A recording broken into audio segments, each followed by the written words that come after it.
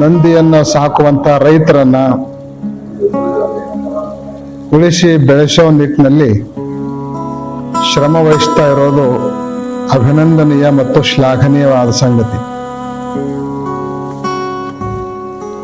ಭಾರತ ಕೃಷಿ ಪ್ರಧಾನವಾದ ದೇಶ.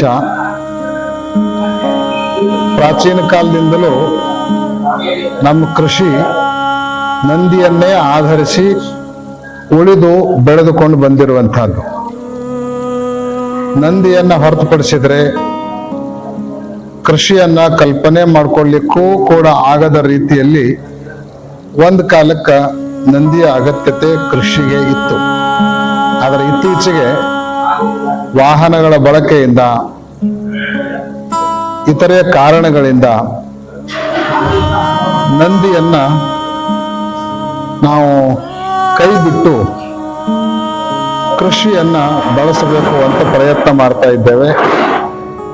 ಆದರೆ ಯಾವ ವಾಹನ ಬಂದರೂ ಯಾವುದೇ ಇತರೆ ಸಾಧನಗಳು ಬಂದರೂ ಕೂಡ ನಂದಿಯಿಂದ ಆಗುವಷ್ಟು ಅನುಕೂಲ ಕೃಷಿಗಾಗಲಿ ರೈತರಿಗಾಗಲಿ ಬೇರೆ ಯಾವುದರಿಂದಲೂ ಆಗಲಿಕ್ಕೆ ಸಾಧ್ಯ ಇಲ್ಲ.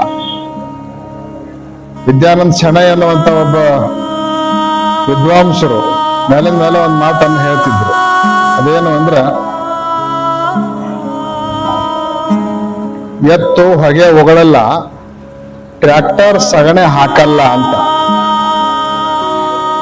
ಅಂದ್ರೆ ಪರಿಸರ ಮಾಲಿನ್ಯವನ್ನ ಈ ಹೊಗೆಯಿಂದ ಮಾಡ್ತಾ ಇರೋದನ್ನ ನಾವು ಕಾಣ್ತೀವಿ. ಅಂತ ಹೊಗೆಯನ್ನ ಎತ್ತು ಬಿಡೋದಿಲ್ಲ. ಆಮೇಲೆ ಟ್ರ್ಯಾಕ್ಟರ್ ಹೊಗೆ ಬಿಡ್ತದ, ಆದ್ರೆ ಕೃಷಿಗೆ ಗೊಬ್ಬರವಾಗುವಂತ ಸಗಣಿಯನ್ನ ಕೊಡೋದಿಲ್ಲ. ಅದಕ್ಕೆ ಎತ್ತಿನಷ್ಟು ಅನುಕೂಲ ಇತರೆ ಯಾವ ಸಾಧನಗಳು ಆಗೋದಿಲ್ಲ. ಆ ಎತ್ತುಗಳನ್ನ ಕಾಪಾಡುವ ನಿಟ್ಟಿನಲ್ಲಿ, ಆ ಎತ್ತುಗಳನ್ನ ಬಳಸಿ ಕೃಷಿಯನ್ನ ಮಾಡುವಂತ ರೈತರಿಗೆ ಪ್ರೋತ್ಸಾಹಿಸುವಂತ ನಿಟ್ಟಿನಲ್ಲಿ ಇವತ್ತು ನಂದಿ ಸೇನೆ ಅನ್ನುವಂತಹದ್ದನ್ನು ನಿರ್ಮಾಣ ಮಾಡಿಕೊಂಡು ನಂದಿಯ ಕೂಗು ಅನ್ನೋದನ್ನ ಬೆಳೆಸ್ತಾ ಸಾಕ್ತಾ ಇರೋದು ಶ್ಲಾಘನೀಯವಾಗಿರುವಂತಹದ್ದು. ಇವತ್ತು ಶ್ರೀ ಕ್ಷೇತ್ರ ಯಡೂರದಿಂದ ದಿನಾಂಕ 5ನೇ ತಾರೀಕಿನಂದು ಪ್ರಾರಂಭಗೊಂಡು 15ನೇ ತಾರೀಕು ಶ್ರೀಶೈಲವನ್ನ ತಲುಪೋದ್ರ ಮೂಲಕ ಒಂದು ಬೃಹತ್ ಅಭಿಯಾನ ಈ ಮೂಲಕ ಮಾಡುವ ಮೂಲಕ ಬಹಳ ದೊಡ್ಡ ಕೆಲಸವನ್ನ ಈ ನಂದಿ ಸೇನೆ ಸಂಘಟನೆಯವರು ಮಾಡ್ತಾ ಇದ್ದಾರೆ. ಅಲ್ಲಲ್ಲಿ 11,000 ಜೋಡೆತ್ತುಗಳನ್ನ ಮೆರವಣಿಗೆಯ ಮೂಲಕ ತೆಗೆದುಕೊಂಡು ಹೋಗೋದು, ತನ್ಮೂಲಕ ರಾಷ್ಟ್ರದ ಗಮನವನ್ನ ನಂದಿಯ ಕಡೆಗೆ, ನಂದಿ ಪ್ರಧಾನವಾಗಿರುವಂತಹ ಕೃಷಿಯ ಕಡೆಗೆ ಸೆಳೀತಾ ಇರುವಂತಹ ಒಂದು ಪ್ರಯತ್ನ ಅದು ಅಭಿನಂದನೀಯ. ಎಲ್ಲ ರೈತರು ಇವ್ರ ಜೊತೆಗೆ ಕೈ ಜೋಡಿಸ್ಬೇಕು.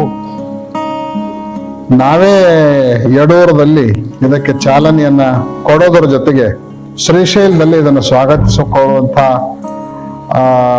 ಸ್ಥಾನದಲ್ಲೂ ಕೂಡ ಇದ್ದು ಬರಮಾಡಿಕೊಳ್ತಾ ಇದ್ದೇವೆ. ಅದಕ್ಕೆ ಮಾರ್ಗ ಮಧ್ಯದಲ್ಲಿ ಎಲ್ಲ ರೈತರು ಇದಕ್ಕೆ ಸ್ಪಂದಿಸಬೇಕು ಅಂತ ಕರೆಯನ್ನು ಕೊಡ್ತಾ ಇದ್ದೀವಿ.